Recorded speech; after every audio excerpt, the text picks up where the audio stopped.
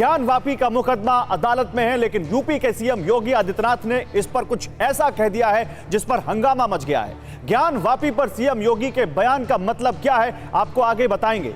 अभी हम आपको कुछ किरदार दिखाना चाहते हैं। आपके सामने वो किरदार दिख रहे हैं जिनका सरोकार ज्ञानवापी विवाद से है, और दो बड़े पक्ष भी हैं इसमें, हिंदू और मुस्लिम। इनके मुकदमे जिला अदालत, इलाहाबाद हाई कोर्ट और सुप्रीम कोर्ट में चल रहे हैं। लेकिन आज यूपी के सीएम योगी आदित्यनाथ ने ज्ञानवापी को मस्जिद मानने से साफ इनकार किया। उन्होंने कहा कि इसे मस्जिद कहेंगे तो विवाद होगा। इस पर समाजवादी पार्टी की तरफ से स्वामी प्रसाद मौर्य का जवाब आया। उन्होंने ज्ञानवापी के मंदिर मस्जिद विवाद में बौद्ध मठ का तीसरा एंगल दे दिया। सीएम योगी को जवाब असदुद्दीन ओवैसी ने भी दिया है। कुल मिलाकर इस विवाद के कई हिस्सेदार हैं, कई किरदार हैं। बीजेपी, आरएसएस और वीएचपी के भी अपने अपने रुख हैं। एक लिहाज से हर बयान का कनेक्शन 2024 के इलेक्शन से जुड़ता दिख रहा है। अब आपको सबसे पहले सीएम योगी के बयान की बड़ी बातें बताते हैं। उन्होंने क्या बयान दिए हैं आपको यह बताते हैं। उन्होंने बिना लाग लपेट दो टूक कहा है कि ज्ञानवापी को मस्जिद कहोगे तो विवाद होगा। सीएम योगी ने इसे मस्जिद मानने वालों से पूछा कि मस्जिद के अंदर त्रिशूल क्या कर रहा है। मस्जिद में त्रिशूल हमने तो नहीं रखा, वहां ज्योतिर्लिंग है, देव प्रतिमाएं हैं और दीवारें चिल्ला चिल्ला कर क्या कह रही हैं। उन्होंने सलाह दी कि मुस्लिम समाज से प्रस्ताव आना चाहिए। ज्ञानवापी में ऐतिहासिक गलती हुई है, ऐसे में मुसलमानों को ही समाधान लेकर आना चाहिए। अब आपको वो पूरी बात सुनवाते हैं जो सीएम योगी ने ज्ञानवापी पर कही। अगर हम उसको मस्जिद कहेंगे तो फिर विवाद होगा। मुझे लगता है कि भगवान ने जिसको दृष्टि दी है वो देखे ना। त्रिशूल मस्जिद के अंदर क्या कर रहा है? हमने तो नहीं रखे ना। ज्योतिर्लिंग हैं, देव प्रतिमाएं हैं, पूरी दीवारें चिल्ला चिल्ला के क्या कह रही हैं। और मुझे लगता है कि ये प्रस्ताव मुस्लिम समाज की तरफ से आना चाहिए कि साहब ऐतिहासिक गलती हुई है और उस गलती के लिए हम चाहते हैं समाधान हो। तो देखिए, आपने यहां पर सीएम योगी आदित्यनाथ को सुना और उनके बयान पर एआईएमआईएम चीफ असदुद्दीन ओवैसी ने पलटवार किया है। उन्होंने इसको संवैधानिक मसला बताया है। उन्होंने कई तरह की बातें कही हैं और थोड़ी ही देर में असदुद्दीन ओवैसी हमारे साथ लाइव जुड़ने वाले हैं, उनसे बात करेंगे।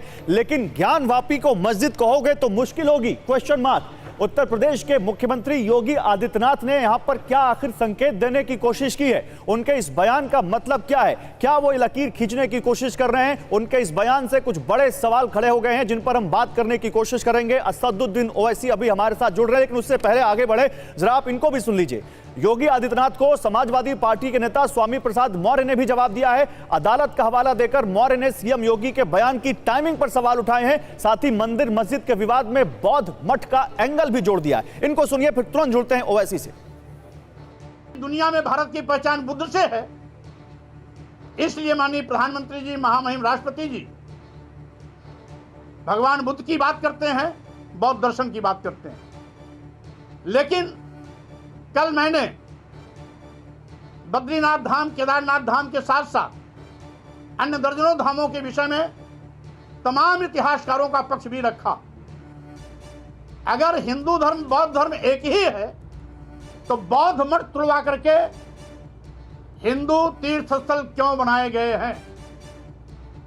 इसका मतलब है दिखावे के लिए तो ये बौद्ध धर्म और हिंदू धर्म को एक बताते हैं, लेकिन इतिहास इस बात का गवाह है कि अगर एक होता तो बौद्ध मठ तोड़े नहीं जाते, बुद्ध की मूर्तियां छिन्न भिन्न नहीं की जाती और बौद्ध मठों को हिंदू तीर्थ स्थल में परिवर्तित नहीं किया जाता। अब ये तो माननीय मुख्यमंत्री जी जाने कि किस उद्देश्य से इस निर्णय को दिया, इस बात को कही है, जबकि माननीय उच्च न्यायालय में विचाराधीन प्रकरण विचाराधीन है।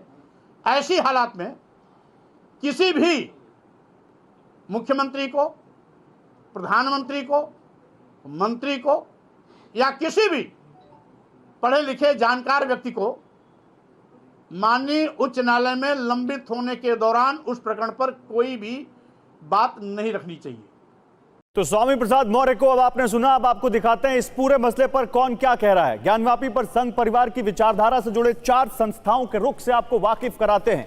सीएम योगी आदित्यनाथ क्या कह रहे हैं? वो कह रहे हैं ज्ञानवापी का पिछला हिस्सा, जिसको वो कह रहे हैं जो अंदर है उससे मंदिर साबित होता है। वीएचपी कह रही है कि जो अंदर है उससे मंदिर साबित होता है। इसके अलावा यहां पर आरएसएस क्या कह रही है? आरएसएस कह रही है कि हर मस्जिद में शिवलिंग क्यों देखना। आपको मोहन भागवत का वो बयान याद होगा जिसमें उन्होंने कहा था कि हर मस्जिद में शिवलिंग क्यों ढूंढ रहे हैं हम, और इसे बयान भी आपको सुनाएंगे। और इसके अलावा बीजेपी क्या कह रही है? बीजेपी कह रही है कि संविधान और अदालत के फैसलों से सहमत हैं। तो इन बातों का अगर मतलब निकालें, और जो सीएम योगी कह रहे हैं कि मस्जिद में त्रिशूल तो होता नहीं है और वहां पर ज्ञानवापी को आप मस्जिद कहेंगे तो विवाद होगा, तो क्या योगी ने अब आरएसएस, वीएचपी और बीजेपी से भी अलग लाइन ले ली है? सुनिए मोहन भागवत ने क्या कहा था कुछ दिन पहले।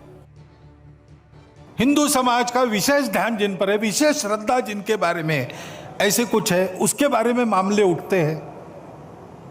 अब इसका विचार क्या करना, ये मुसलमानों के विरुद्ध नहीं सोचता है हिंदू। आज के मुसलमानों के उस समय पूर्वज भी हिंदू थे। उन सबको स्वतंत्रता से चिरकाल तक वंचित रखने के लिए, उनका मनोधैर्य दबाने के लिए किया गया। इसलिए हिंदू को लगता है कि इसका पुनरुद्धार होना चाहिए। इसमें कोर्ट में जाते हैं तो फिर कोर्ट जो निर्णय देगा उसको मानना चाहिए। अपनी संविधान सम्मत न्याय व्यवस्था को पवित्र सर्वश्रेष्ठ मानकर उसके निर्णय हमको पालन करने चाहिए। उनके निर्णयों पर प्रश्न चिन्ह नहीं लगाना चाहिए। ठीक है, प्रतीकात्मक कुछ हमारी विशेष श्रद्धा थी, ऐसे स्थानों के बारे में हमने कहा, लेकिन रोज एक मामला निकालना नया, यह भी नहीं करना चाहिए। हमको झगड़ा क्यों बढ़ाना है? ज्ञानवापी के बारे में हमारी कुछ श्रद्धाएं हैं, परंपरा से चलती आई, हम कर रहे, ठीक है, परंतु हर मस्जिद में शिवलिंग क्यों देखना? अरे भाई, वो भी एक पूजा है, ठीक है, बाहर से आई है, लेकिन जिन्होंने अपनाई है वो मुसलमान, वो बाहर से संबंध नहीं रखते, ये उनको भी समझना चाहिए। देखिए, संघ प्रमुख मोहन भागवत ने पिछले साल ये बयान दिया था, और वो जो बयान दे रहे हैं कि हर रोज हमें एक नया विवाद क्यों खड़ा करना और हर जगह शिवलिंग क्यों ढूंढना, इसके कई मायने निकाले गए। लेकिन सीएम योगी के बयान और उस पर रिएक्शन के बाद कुछ सवाल उठ रहे हैं, और उन सवालों को बिग वॉल पर हम आपको दिखाते हैं, और हम कोशिश कर रहे हैं जल्द से जल्द असदुद्दीन ओवैसी को जोड़ें। क्या ये बयान 2024 का पोलराइजेशन टूल है? यानी क्या इसके बाद 2024 में आप अपने उन लोगों को मैसेज दे रहे हैं, आप पोलराइज करने की कोशिश कर रहे हैं कि देखो हम यहां पर क्या कर रहे हैं? कोर्ट में केस, तो ये बयान क्यों? क्योंकि मामला सब जुडिस है, तो उसके बाद इस बयान का आने का मतलब क्या है? कार्यकर्ताओं का क्या चार्जर है ये बयान? क्या कार्यकर्ताओं में जोश भरने की कोशिश है इस बयान के बाद? क्या कार्यकर्ता इससे चार्ज होंगे और जोर शोर से चुनाव में जुड़ जाएंगे? क्या धार्मिक चिन्ह दावे के लिए पर्याप्त है? यह भी एक बड़ा सवाल है जिसकी तरफ सीएम योगी इशारा कर रहे हैं कि त्रिशूल क्या मस्जिद में होता है, क्या यह दावे के लिए पर्याप्त है? क्या इन पर कोई फैसला हम ले सकते हैं? और जो सबसे बड़ा सवाल, क्या मुस्लिम पक्ष भूल सुधार करेगा? जो कहा है सीएम योगी ने कि मुस्लिम पक्ष को यहां पर खुद प्रस्ताव लाना चाहिए, यह ऐतिहासिक भूल है जिसका सुधार होना चाहिए। और हिंदू मुसलमान के आगे क्या चुनाव की जीत है? क्या यह असली मसला है? क्या इस मसले को यहां तक लाकर खड़ा करना है कि 2024 और आने वाले कुछ चुनावों में ये इतना बड़ा मुद्दा बने कि इसके सहारे जीत हासिल की जा सके? यह भी कुछ यहां पर सवाल है। अच्छा, ज्ञानवापी पर सीएम योगी के बयान से पूरे देश की राजनीति गर्मा गई है। समाजवादी पार्टी के सांसद एसटी हसन क्या कह रहे हैं, अब जरा यह भी सुन लीजिए। फिर क्या कहें उसे? मंदिर कहें? अगर 350 साल से वहाँ नमाज हो रही है तो मस्जिद नहीं कहेंगे तो क्या कहेंगे? देखिए, ये 2024 की तैयारियां हैं। मुख्यमंत्री को ऐसा नहीं कहना चाहिए कि वो मुख्यमंत्री सबके हैं। मैटर ऑफ इंक्वायरी है, कोर्ट में केस है, वो बताएंगे क्या है। मैं पार्लियामेंट में अगर त्रिशूल का निशान बना दूं तो पार्लियामेंट को पार्लियामेंट नहीं कहेंगे, मंदिर कहेंगे। मुस्लिम तो बड़ा दिल दिखाते ही हैं। आपने देखा बाबरी मस्जिद के मामले में, जबकि वहाँ पे कोर्ट ने इसको एक्सेप्ट किया कि यहाँ कोई मंदिर के अवशेष नहीं थे, सब कुछ एक्सेप्ट करके मुसलमानों ने बड़ा दिल दिखाया सिर्फ इसलिए कि हमारे विवाद ख़त्म हुआ भी है। दुनिया के साथ हम भी चलें। दुनिया इस वक्त सूरज पे जाने की तैयारी कर रही है, हम वही मंदिर मस्जिद पे अटके हुए हैं। और आइए आपको एक बार फिर से सीएम योगी के बयान पर ले चलते हैं। उन्होंने त्रिशूल और देवी देवताओं की प्रतिमाओं का हवाला देकर ज्ञानवापी मस्जिद के मंदिर होने का दावा किया। कुछ ऐसे ही दावे हिंदू पक्षकार भी करते हैं, क्योंकि कोर्ट कमिश्नर के सर्वे की जो तस्वीरें लीक हुई उनमें ज्ञानवापी मस्जिद के अंदर ये जो त्रिशूल की आकृति देख रहे हैं आप, ये त्रिशूल, फिर ये जो स्वास्तिक है, ये स्वास्तिक, और फिर गुंबद के नीचे गुंबद और शिवलिंग जैसी आकृति, मस्जिद की दीवार पर श्रृंगार गौरी, ब्रह्म कमल, मंदिरों के खंबे, जिस तरह से ये आकृतियां ये सब देखी गई। उसके अलावा हिंदू मंदिरों के खंबे, हिंदू मंदिरों जैसी स्थापत्य कला और हिंदू मंदिरों के अवशेष मौजूद होने के दावे किए गए हैं। इसीलिए वो कह रहे हैं कि ये सब मस्जिद में कहां होता है जो वहां देखने को मिल रहा है। और हमारे साथ AIMIM चीफ असदुद्दीन ओवैसी जुड़ चुके हैं, सीधे उनके पास चलते हैं। असदुद्दीन ओवैसी साहब, स्वागत है आपका TV9 भारतवर्ष पर। जी सर, बोलिए जल्दी। ओवैसी साहब, आपने सुना होगा उत्तर प्रदेश के CM योगी आदित्यनाथ ने कहा है ज्ञानवापी को मस्जिद कहोगे तो विवाद होगा।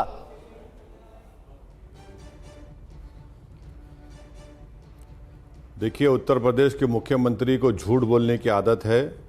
मैं बड़ी जिम्मेदारी के साथ कह रहा हूं कि वो झूठ बोल रहे हैं। आप कह रहे हैं कि क्या आपको सेक्शन 49 सुनिए, क्या आपको उत्तर प्रदेश काशी विश्वनाथ एक्ट 1983 का सेक्शन 4 सबसेक्शन 9 मालूम है आपको? उत्तर प्रदेश के मुख्यमंत्री को तो मालूम होगा। चलिए, आपको नहीं मालूम होगा मगर उनको तो मालूम होगा, जिसमें यह कहा गया कि टेम्पल क्या है।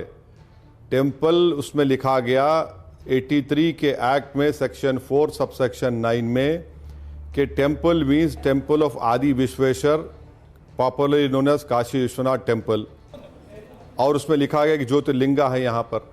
जब आप 83 के एक्ट में उसको बता दिए हैं कि मंदिर कौन सी है, फिर आप ये क्यों इस मसले को उठा रहे हैं? आखिर कितना झूठ बोलेंगे, कितना नफरत पैदा करेंगे उत्तर प्रदेश के मुख्यमंत्री मुसलमानों के ताल्लुक से? आपने देखा उस ट्रेन में वो वीडियो आया है, उस ट्रेन में जो कांस्टेबल गोली मार दिया है 3 लोगों को, पैसेंजर को, जैसे मुसलमान थे, और वो बोल रहा है कि योगी का नाम ले रहा है, मोदी का नाम ले रहा है। क्या करना चाह रहे हैं आप भारत में मुसलमानों का हाल? आप देखिए, आप खुद 83 का एक्ट पढ़िए कि इनका दिल नहीं भरता क्या नफरत फैलाने से। हमने, वो कहते हैं कि दीवारें पुकार पुकार कर कह रही है, मैं कह रहा हूं कि संविधान पुकार पुकार कर कह रहा है मुख्यमंत्री उत्तर प्रदेश को कि 91 का कानून देखो। वो 91 का कानून है, जिंदा है वो, जो कहता है कि 15 अगस्त के बाद जो भी मंदिर मस्जिद रहेगी वो रहेगी। किस्सा खत्म है उसमें। सुप्रीम कोर्ट ने नॉन रिट्रोगेशन की बात की। और यानी ये जुडिशियल, इसको अंग्रेजी में आप मुझे कहना पड़ेगा कि जुडिशियल आउटरीच है ये मुख्यमंत्री का। वो एक नैरेटिव सेट कर रहे हैं, एक कोर्ट का प्रोसेस चल रहा है। भाई बताइए, आप क्यों कह रहे हो कि उत्तर प्रदेश के मुख्यमंत्री ये बात? मकसद साफ है कि नफरत फैलाई जाए, मुसलमानों पर दबाव डाला जाए। उनका दिल नहीं भरता क्या आपने घरों को तोड़ दिया बुलडोजर लगाकर? आपके राज में, हथकड़ियों में लोगों को कोर्ट में गोली मार दी जाती है। और क्या चाहते हैं वो? आप जुडिशियल आउटरीच कह रहे हैं, वो उसको ऐतिहासिक भूल कह रहे हैं। वो कह रहे हैं मुस्लिम पक्ष को खुद प्रस्ताव लाना चाहिए और ये गलती सुधारी जानी चाहिए। क्या गलती सुधारना चाहिए? उनको संविधान का पासो-लिहाज नहीं है उत्तर प्रदेश के मुख्यमंत्री को?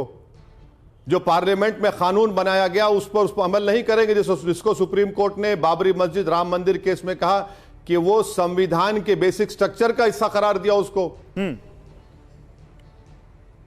वो कहां तक जाएंगे? तो क्या 400 साल से हम शुरू करेंगे? क्यों 400 साल? क्यों नहीं हम लोग 2000 साल पहले चले जाते? बुद्ध मजहब के भी लोगों को लेकर आइए, बौद्ध मजहब को मानने वालों को भी। एक नैरेटिव सेट करना चाह रहे हैं। एक मैटर सब जुडिस है, कोर्ट में है। और मैं आपको फिर से कह रहा हूं कि 1983 का उत्तर प्रदेश काशी विश्वनाथ एक्ट 1983 डिफाइन करता है कि मंदिर क्या है। और मंदिर का उसका सेक्शन 49 में कहा गया। आप बताइए कि क्या कभी उस मस्जिद के अंदर कोई पूजा हुई? मस्जिद के अंदर कभी नहीं हुई। एक मुख्यमंत्री रहते हुए आप इस तरह करें तो ये तो क्लियर कट जुडिशियल आउटरीच है। नहीं, लेकिन वो सारी दुनिया जानती है कि ASI सर्वे के खिलाफ इलाहाबाद हाईकोर्ट में सुनवाई हो चुकी है। इलाहाबाद हाईकोर्ट अपना फैसला सुनाने वाला है। मुख्यमंत्री तो उस डिस्प्यूट के पार्टी बन गए, तो वो तो कंप्लीटली बायस्ड हो गए। अब इसीलिए अब बात समझ में आई कि कैसे वहां के DM ने इतवार के दिन ये लेटर लिख दिया एएसआई को कि आप मंडे के दिन आ जाइए। अरे असलम बुरे केस में सुप्रीम कोर्ट ने डीएम को जिम्मेदारी दी थी मथुरा की और इस मस्जिद की, उसका भी वायलेशन हो रहा है आज यहां पर। नहीं, लेकिन ओवैसी साहब वो ये कह रहे हैं कि कोई अगर दृष्टि वाला इंसान होगा तो वो देखेगा कि कैसे वहां पर त्रिशूल बना हुआ है। वो पूछ रहे हैं कि कौन सी मस्जिद में त्रिशूल बना होता है? दीवारें चीख चीख कर कह रही हैं कि ये मंदिर है, वो ये कह रहे हैं। अरे मेरे दोस्त, मैं कह रहा हूं अल्लाह कैसा लिखा जाता है? अल्लाह एक लकीर आती अलीफ, फिर तीन बार अल्लाह लिखा जाता है। क्या करेंगे उसको? आप त्रिशूल बोल देंगे क्या आप उसको मुख्यमंत्री?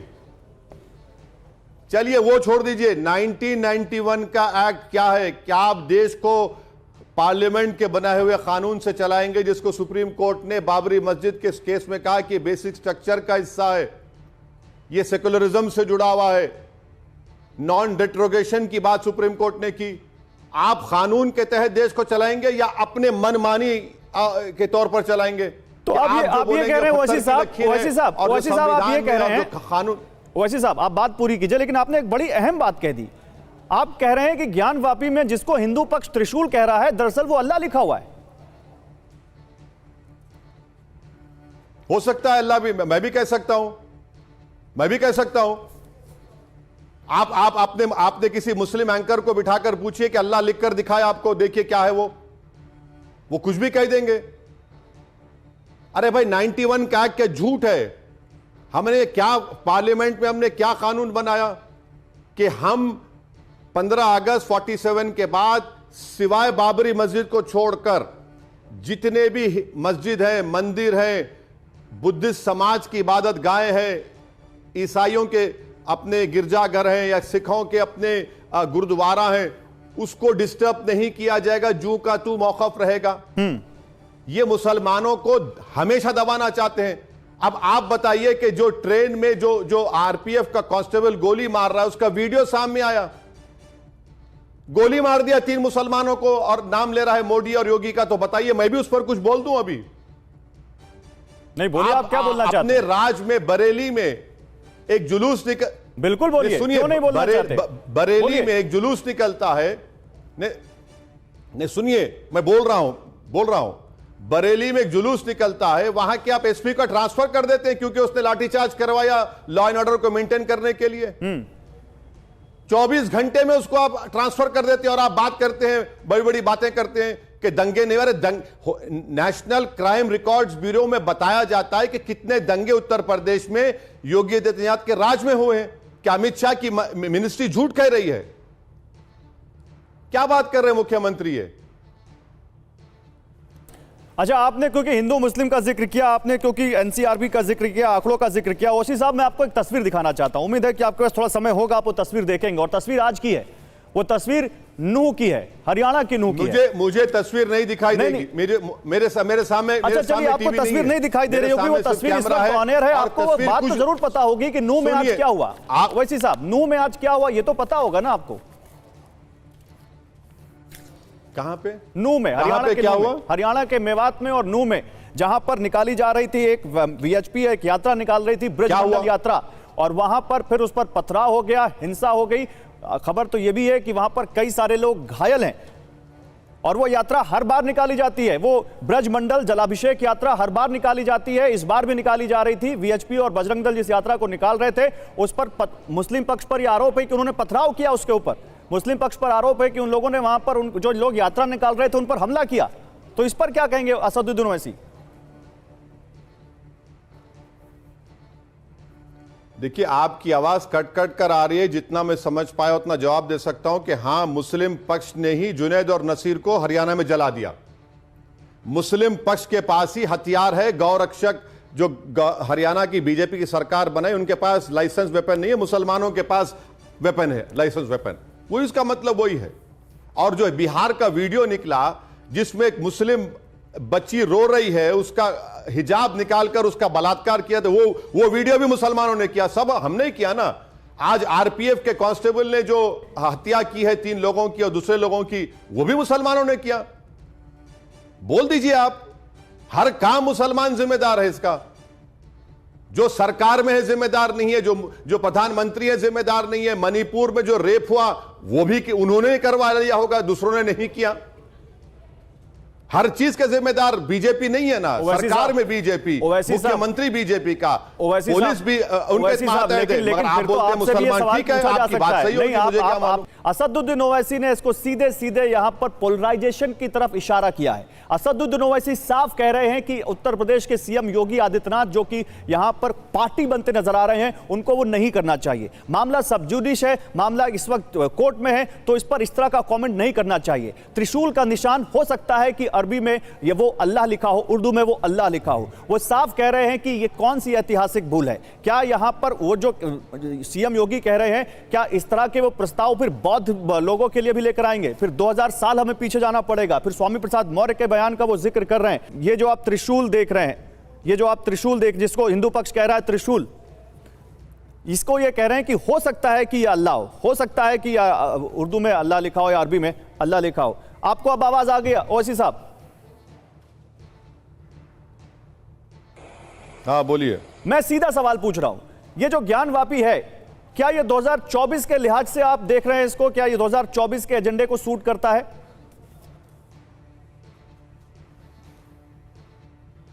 देखिए, मुसलमानों से नफरत पैदा करना, ईसाइयों से नफरत पैदा करना, यही तो नरेंद्र मोदी की कामयाब पॉलिसी रही है। तो इसमें नई बात क्या है?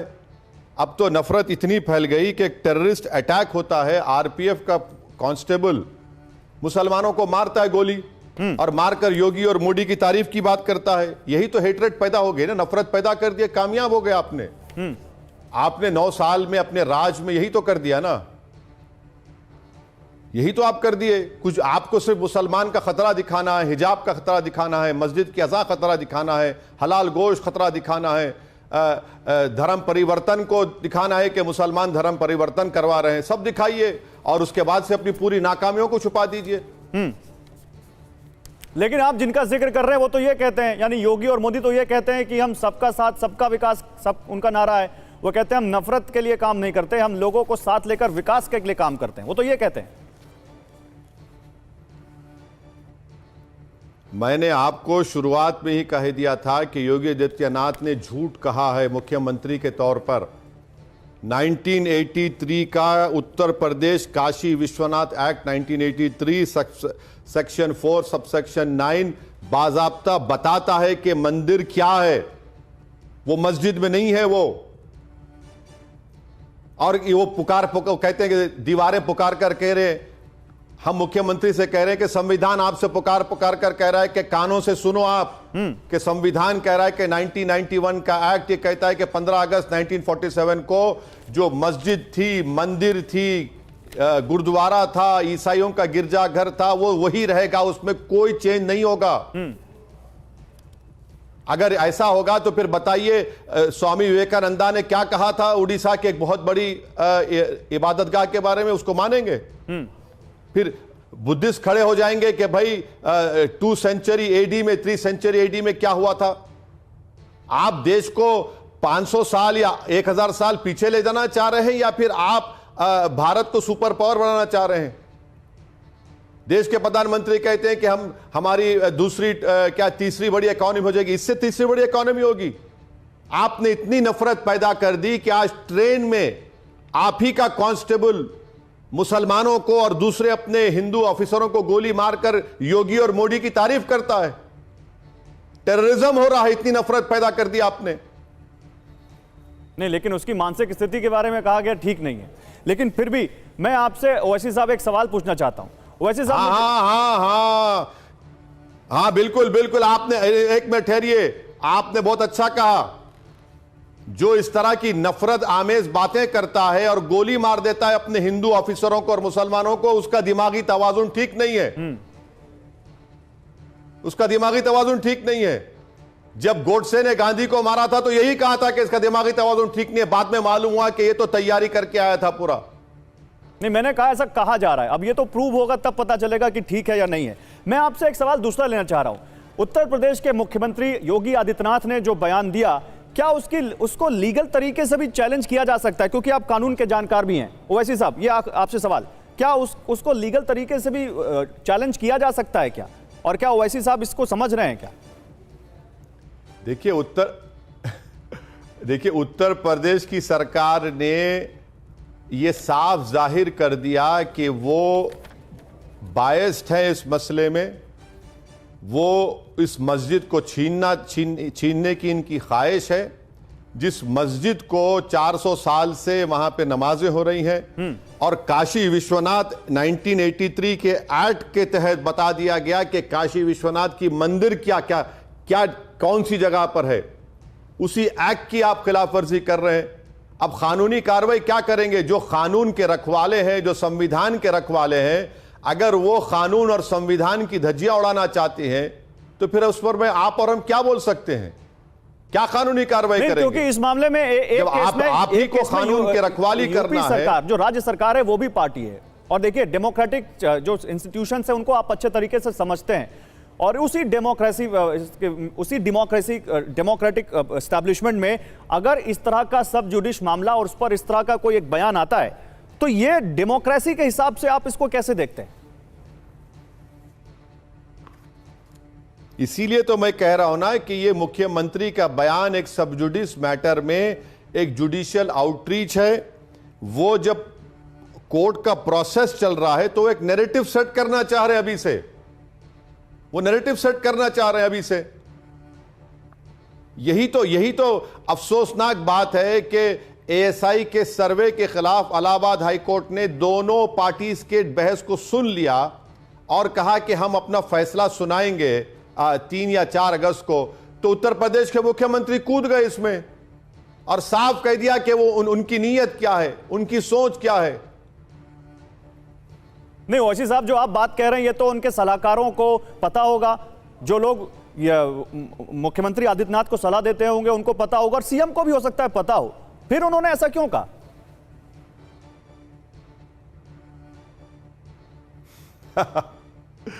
ऐसा क्यों कहा? ऐसा ही तो कहते आते हैं ना, वो कौन सी नई बात कर रहे हैं, वो तो हमेशा ऐसा ही कहते हैं, वो तो हमेशा ऐसा ही कहते हैं ना। इलाहाबाद में घर तोड़ा गया तो कहा कि नहीं पति को नोटिस दी गई, मालूम हुआ बाद में कि घर पत्नी के नाम पर था। हथकड़ियां लगी हुई है, एक सांसद है, आपकी पुलिस अतराफ में है, गोलियां मार के हत्या कर दी जाती है, इंक्वायरी अभी भी हो रही है, कुछ नहीं हुआ। तो ये तो ओरिजिनल स्टैंड है ना। आप बताइए कि कितनी नफरत आप पैदा करेंगे। कोई ऐसा दिन नहीं जाता कि वीडियो निकलता है कि बिहार में कौन है वो लोग जो मुस्लिम बच्ची क्या कर रहे हैं उससे। आप बताइए, कोई तो बोले उस पर, कोई नहीं बोलेगा। अच्छा, हम जब बोलते हैं तो बोलते नहीं आप इसको फैला रहे भाई। एक भारत के सबसे बड़े प्रदेश का मुख्यमंत्री सब जुडिस मैटर के ऊपर अपनी राय देता है, उससे क्या लोकतंत्र मजबूत होगा, उससे क्या रूल ऑफ लॉ मजबूत होगा? नहीं, वो तो प्रेशराइज कर रहे हैं मुसलमानों को। और एक बात बता दूं आपको जी, मथुरा की ईदगाह का मसला आज से 55-60 साल पहले मुसलमान और हिंदुओं ने बैठकर कोर्ट के जरिए एग्रीमेंट करवाया, और 55-60 साल के बाद वो मसला दोबारा खुल जाता है आज। तो हम तो उम्मीद करेंगे कि कोर्ट्स ऑफ लॉ इस तरह के जो बयानात आ रहे हैं उसको उसी वक्त उसको रोक लगाना चाहिए शुरुआत में। नहीं, लेकिन देखिए ओवैसी साहब, एक यहां पे फर्क है। आप बैरिस्टर हैं, आप पढ़े लिखे हैं, आप तकनीकी पहलुओं को जानते हैं, आप अपने हिसाब से अपने पक्ष को रखते हैं, लेकिन क्या आम आदमी तक वो चीजें नहीं पहुंच पाती? एक बात आपको बताना चाहता हूं कि अगर आज जो ट्रेन में रेलवे कांस्टेबल ने गोलियां मारी, अगर वो मुसलमान होता तो क्या होता आज भारत के टीवी चैनलों पर? लश्कर तैयबा से, आईसिस से उसको जोड़ दिया जाता। अगर वो, बताइए आपको बायस नजर नहीं आ रहा यहां पर? अगर वो रेलवे कांस्टेबल जो गोली मारा वो मुसलमान होता और गोली मारकर अल्लाह अकबर का नारा लगाता तो पूरे भारत के टीवी चैनल सुबह से शुरू हो जाते। मगर ये जो रेडिकलाइजेशन, एक्सट्रीमिज्म जो नरेंद्र मोदी और योगी सरकार फैला रही है, इसका जवाब कौन देगा? ये रेडिकलाइजेशन नहीं है तो क्या है? नहीं, आप वो कह दिए कि एक नहीं आरोप उसका पे आप पे दिमागी ये लगता है तवाज़ुन ठीक ओवैसी नहीं साहब, था। ओवैसी साहब, आप अगर पे एक मुसलमान आरोप होता लगता तो है। दिमागी तवाज़ुन ठीक नहीं होता उसका। ओवैसी साहब, आप पे एक आरोप लगता है कि आपको ट्रेन की घटना दिखी, आपको वहां पर जुनैद और शाहिद वाली घटना दिखी, लेकिन आपको नूह वाली घटना नहीं दिखी। नूह में आप पे सेलेक्टिव होने का आरोप लगता है कि आप उस पे नहीं बोल रहे हैं, यहां बोल रहे हैं। यह घटना है, बिल्कुल है, यह गलत है, नहीं होना चाहिए था, लेकिन नूह में जो हुआ उस पर नहीं बोल रहे आप। अरे नूह में जो कुछ हुआ, जो भी हुआ, वो तो आपको, आप क्या उसको जो हत्या से जोड़ना चाहते हैं उसको? एक रेलवे पुलिस का कांस्टेबल है, मैं समझिए जोड़ मेरी नहीं बात रहा हूं, को, सर। जो वर्दी पहना आप हुआ जोड़ है। रहे हैं, मैं नहीं जोड़ रहा, मैं नहीं अरे जोड़ रहा। अरे आप सुनिए सुनिए सुनिए, मुझे अपनी बात मुकम्मल करने दीजिए। एक प्रदेश का मुख्यमंत्री है, मैटर सब जुडिस है, पार्लियामेंट का बनाया हुआ कानून है कि 15 अगस्त 47 के बाद किसी का नेचर चेंज नहीं हो जाएगा। मुख्यमंत्री संविधान पर ओथ लिया है और वो ये कह रहा है। एक रेलवे प्रोटेक्शन फोर्स का वर्दी में ऑफिसर है, हत्या करता है अपने सीनियर ऑफिसर की और मुसलमान की। बताइए इसको कैसे जोड़ेंगे आप? हम तो जोड़ नहीं रहे सर, आप जोड़ रहे हैं। मैं तो सवाल आपके जो आरोप लग रहा है उसका पूछ रहा हूं। जाती है, मैं तो नहीं जोड़ रहा। बोलने पर केस बुक किया जाता है। अरे भाई, सब नजर आ रहा है ना। वो बिहार की उस बच्ची के वीडियो के बारे में क्या बोलेंगे? इनको रेडिकलाइज कौन किया? इनको एक्सट्रीमिज्म पर कौन लेकर आया? नहीं, जो गलत है वो गलत है, चाहे इधर से हो चाहे उधर से हो, लेकिन आप एक तरफ देखते हैं, दूसरी तरफ नहीं देखते। ये आरोप लगा था आपके ऊपर, मैंने वही पूछा। मैं फिर से ज्ञानवापी पर आता हूं। ओवैसी साहब देखिए, एक और दावा है जिस पर आपकी राय जानी बहुत। अभी जाने दीजिए, नहीं, एक आखिरी सवाल, एक आखिरी सवाल, मैं बस एक आखिरी सवाल, एक आखिरी सवाल ओवैसी साहब चले जाइएगा। एक आखिरी सवाल, हिंदू पक्ष ये कह रहा है कि ज्ञानवापी मस्जिद पर वो कह रहे हैं कि ये मंदिर था, मुस्लिम पक्ष कह रहा है कि 350 साल से यहां मस्जिद है, यहां पर नमाज पढ़ी जा रही है। तो कह रहे हैं अगर कोई डिस्प्यूटेड प्रॉपर्टी है तो उसका फैसला कैसे होगा? उसका फैसला होगा कि उसकी जांच हो। तो क्या असदुद्दीन ओवैसी ये मानते हैं कि एसआई सर्वे हो और उसके बाद दूध का दूध पानी का पानी हो जाए? सर्वे होना चाहिए या नहीं होना चाहिए? देखिए, कोर्ट में मुस्लिम पक्ष ने अपना पहलू रख दिया है। हमारे वहां पर जो सीनियर लॉयर है फरहान नकवी साहब ने बेहतरीन बहस की है। हाई कोर्ट का फैसला आने दीजिए। 91 का एक्ट क्लियर है कि जो 15 अगस्त को था वही रहेगा। 1983 का काशी विश्वनाथ का कानून में बता दिया गया है कि काशी विश्वनाथ की मंदिर के माने क्या है, कहां पर है वो, ये मस्जिद कहां पर है। और इस मस्जिद के अंदर कभी पूजा नहीं हुई है। मस्जिद के अंदर कभी पूजा नहीं हुई है। ये मैं आपको इतना बोलना चाह रहा हूं। अब जो इलाहाबाद हाईकोर्ट का, ऑनरेबल हाईकोर्ट का फैसला आएगा, देखेंगे क्या फैसला आता है। जब आप हमको बुला लीजिए, अभी इजाजत दीजिए। ठीक है, बहुत शुक्रिया ओवैसी साहब, अपना कीमती वक्त हमारे लिए निकालने के लिए बहुत शुक्रिया। आपका हमारे साथ जुड़े। तो AIMIM चीफ असदुद्दीन ओवैसी, जो कि सीएम योगी आदित्यनाथ के बयान पर अपनी प्रतिक्रिया देते हुए और कहते हुए कि ये जरूर यहां पर सीएम योगी आदित्यनाथ को सोचना चाहिए कि वो क्या कह रहे हैं, और उन्होंने उसको जुडिशियल आउटरीच तक कह डाला। लेकिन आइए जल्दी से अब आपको यह भी बता देते हैं कि ज्ञानवापी विवाद है क्या, जिस पर लगातार इतना सब हंगामा और इतना विवाद हो रहा है। हिंदू पक्ष का दावा है कि ज्ञानवापी मस्जिद में मंदिर के सबूत हैं, ऐसे में पूरा परिसर उन्हें सौंपा जाए। जबकि मुस्लिम पक्ष का कहना है कि यह मस्जिद काफी पुरानी है, यहां प्लेसेस ऑफ वर्शिप एक्ट 1991 भी लागू है। ओवैसी भी अब यही कह रहे थे। ऐसे में हिंदू पक्ष की मांग का कोई मतलब ही नहीं है।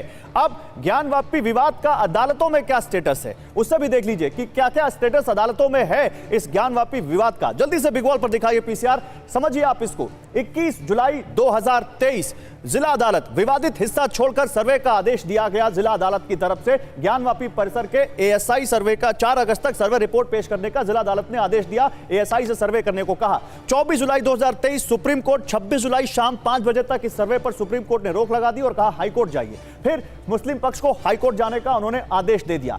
अब उसके बाद 26 जुलाई 2023 इलाहाबाद हाईकोर्ट, सुनवाई पूरे होने तक एएसआई सर्वे पर इलाहाबाद हाईकोर्ट ने रोक लगा दी। और अब 27 जुलाई 2023 एएसआई सर्वे पर फैसला सुरक्षित रख लिया गया। 3 अगस्त को इस बारे में आदेश आएगा, लेकिन उससे पहले इस पर राजनीति किस तरह से हो रही है, यह आप सबके सामने है।